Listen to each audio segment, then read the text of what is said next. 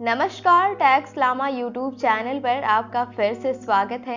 आज के इस वीडियो में मैं आपको बताने वाली हूँ वीज़ा के बारे में कि वीज़ा क्या होता है और इसके कितने प्रकार होते हैं। तो अगर आप किसी दूसरे देश में जा रहे हैं या फिर जाने के लिए प्लान कर रहे हैं और आपको वीज़ा के बारे में नहीं पता है तो ये वीडियो ज़रूर देखें। इसमें आपको वीज़ा के बारे में पूरी जानकारी दी जाएगी और अगर जानकारी पसंद आए तो वीडियो को लाइक ज़रूर करें। साथ ही साथ इसी तरह की वीडियोस देखने के लिए हमारे इस YouTube चैनल टैक्स लामा को सब्सक्राइब करें और साथ में बेल आइकन को ज़रूर दबाएं लेटेस्ट अपडेट्स के लिए। तो चलिए शुरू करते हैं। किसी भी दूसरे देश से आने वाले व्यक्ति के लिए वीज़ा एक तरह का परमिशन लेटर होता है जो कि ये परमिट करता है कि वो व्यक्ति दूसरे देश में रह सकते हैं। वीज़ा का फुल फॉर्म होता है विजिटर्स इंटरनेशनल स्टे एडमिशन। कुछ देश ऐसे भी हैं जहां पे आप बिना वीज़ा के भी आ जा सकते हैं और कुछ वीज़ा ऐसे होते हैं जिनकी मदद से आप कई देशों में आ जा सकते हैं। उसे कॉमन वीज़ा कहा जाता है। इंडिया भी भूटान और नेपाल के लोगों को बिना वीज़ा के इंडिया में आने के लिए अलाउ करता है। आप दूसरे देश में कितने दिनों तक रह सकते हैं और उस देश में क्या कर सकते हैं, क्या नहीं कर सकते हैं, ये सारी चीज़ें आपके वीज़ा पर निर्भर करती हैं क्योंकि वीज़ा कई प्रकार के होते हैं और अलग अलग रिक्वायरमेंट्स के हिसाब से अलग अलग प्रकार के वीज़ा प्रोवाइड किए जाते हैं। यानी कि वीज़ा के कई सारे टाइप्स होते हैं जो कि ये बताते हैं कि कौन से काम के लिए कौन सा वीज़ा लगेगा। जैसे कि अगर आप किसी दूसरे देश में घूमने जाते हैं तो आपको अलग तरह का वीज़ा दिया जाएगा।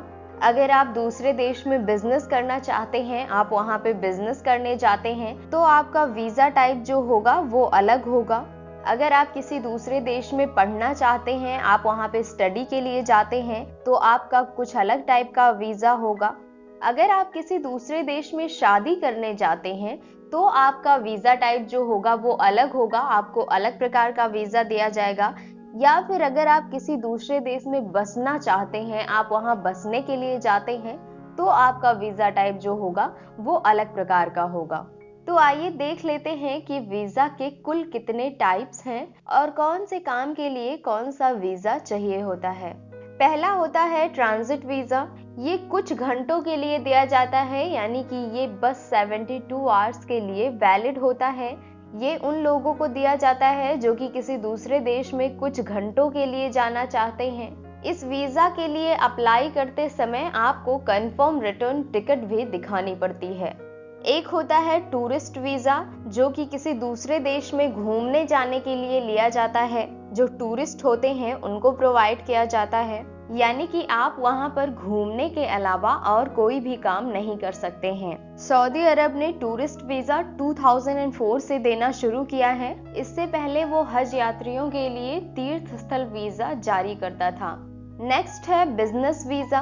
ये वीज़ा उन लोगों को दिया जाता है जो कि दूसरे देश में जाकर बिजनेस करना चाहते हैं, व्यापार करना चाहते हैं।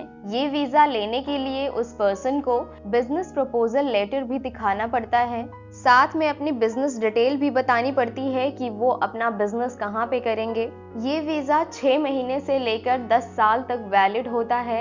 इसमें किसी पक्की नौकरी को भी शामिल किया जा सकता है और उसके लिए वर्क वीज़ा लिया जा सकता है। नेक्स्ट है ऑन अराइवल वीज़ा। ये वीज़ा ट्रेवलर्स को उनके डेस्टिनेशन कंट्री के एंट्री ऑफ पोर्ट पर प्रोवाइड किया जाता है, लेकिन इसके लिए आपके पास पहले से भी वीज़ा होना ज़रूरी है क्योंकि आपकी कंट्री का इमिग्रेशन डिपार्टमेंट फ्लाइट में बोर्ड होने से पहले इसे चेक करता है। भारत में ऑन अराइवल वीज़ा को ई टूरिस्ट वीज़ा का नाम दिया गया है। अब इंडिया आने वाले ट्रेवलर्स इंडिया आने के बजाय अपने देश से ही ई टूरिस्ट वीज़ा के लिए अप्लाई कर सकते हैं। नेक्स्ट है स्टूडेंट वीज़ा। दूसरे देश में हायर स्टडीज करने के लिए हमें वीज़ा की ज़रूरत पड़ती है। ये वीज़ा स्टूडेंट्स को ही दिया जाता है। इस वीज़ा की वैलिडिटी इंस्टीट्यूशन के हिसाब से होती है।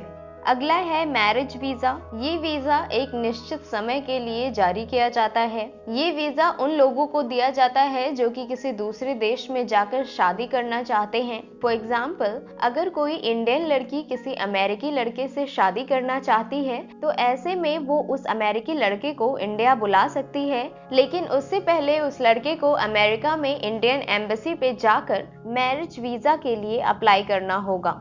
अगला है इमिग्रेंट वीजा। ये वीजा ऐसे कंडीशन में प्रोवाइड किया जाता है जब कोई व्यक्ति किसी दूसरे देश में जाकर बसना चाहता है। ये सिंगल जर्नी के लिए होता है, यानी कि आप इस बात के लिए पक्के हो कि दूसरा देश जो है जहाँ पे आप जाकर बसना चाहते हैं वो आपको इमिग्रेशन देने के लिए तैयार है, तभी ये वीजा आपको मिलता है। तो ये थे सभी प्रकार के वीजा जो कि मैंने अभी एक्सप्लेन किया। अब आइए देख लेते हैं कि कौन कौन सी कंडीशंस में वीजा की एप्लीकेशन जो है वो रिजेक्ट की जा सकती है। जैसे कि अगर एप्लीकेशन में कोई गलत जानकारी दी गई है तो आपका एप्लीकेशन रिजेक्ट किया जा सकता है। एप्लीकेंट पर कोई क्रिमिनल रिकॉर्ड हो या फिर कोई मामला पेंडिंग हो, एप्लीकेंट के सुरक्षा पर किसी तरह का खतरा हो, इसके अलावा अगर एप्लीकेंट की इमेज या फिर रिलेशंस अच्छे नहीं हैं उसके देश में तो भी उसका एप्लीकेशन रिजेक्ट किया जा सकता है। इसके अलावा अगर एप्लीकेंट के पास दूसरे देश में जाने के लिए कोई वैलिड रीजन ना हो, या फिर उसके पास कोई वैलिड इनकम सोर्स ना हो, या फिर यात्रा या दूसरे देश में ठहरने के लिए हेल्थ या ट्रैवल इंश्योरेंस ना हो, बहुत शॉर्ट नोटिस पे वीजा के लिए अप्लाई किया हो, या फिर इससे पहले भी उसकी वीजा एप्लीकेशन रिजेक्ट की जा चुकी हो और जो रिजेक्शन का रीजन था उसे दूर ना किया गया हो। इसके अलावा आप जिस देश में जाना चाहते हो उसके और आपके देश के बीच में रिलेशंस ना अच्छे हों, एप्लीकेंट ने इससे पहले वीजा या इमिग्रेशन रूल्स तोड़े हों, पासपोर्ट बहुत जल्दी एक्सपायर होने वाला हो, बिना कोई रीजन बताए पहले जारी किए गए वीजे का इस्तेमाल ना किया गया हो। तो ये जितनी भी कंडीशंस मैंने बताई, इन सारी कंडीशंस में एप्लीकेंट का जो वीजा एप्लीकेशन है वो रिजेक्ट किया जा सकता है।